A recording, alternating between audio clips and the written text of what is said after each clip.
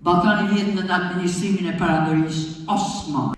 Një vepër skenike me ngarkesë të fortë emocionale dhe shpirtërore ka ardhur për ardashësit në Lezhë, duke rikthyer në vëmendje jetën dhe misionin e jashtëzakonshëm të Nën Terezës.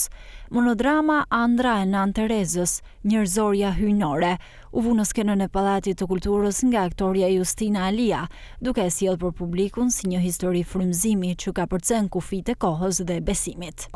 E ka kënë hera parë në jetën teme, kur mulla çmimi Nobel i paqes në Oslo, për herë parë kam thënë, unë jam shqiptare.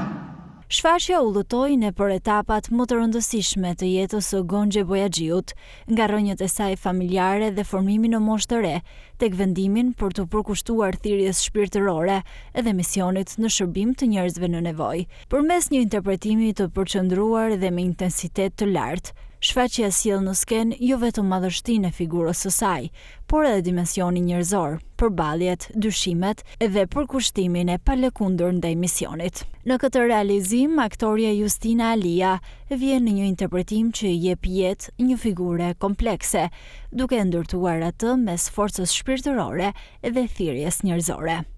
Nën Tereza për mua ka qenë një shejtore, i ka përkit të madhit Zot, misionit ti, për Nën Tereza nuk ka qenë po të bi shput, po të kthej faqen tjetër, jo, ka qenë rept, ka qenë eger, ka pas një personalitet shumë imponues.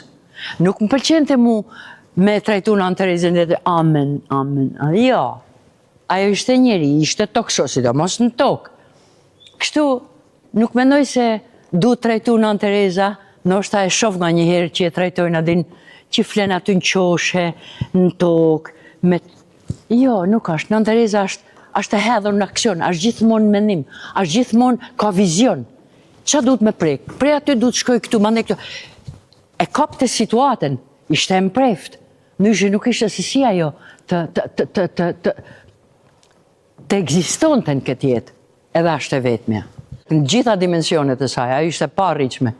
Po talenti i saj në poezi, ajo të drithëron me poezin, sa e vërtet është sa thellin. Nuk ka njeri që nuk e gjen vedin të poezia saj. Kështu e kam konceptuar. Në përfundim, shfaqja sjell një mesazh të fortë reflektimi dhe frymëzimi, duke rikujtuar se vlerat e humanizmit dhe përkushtimit ndaj tjetrit mbeten universale dhe të përhershme.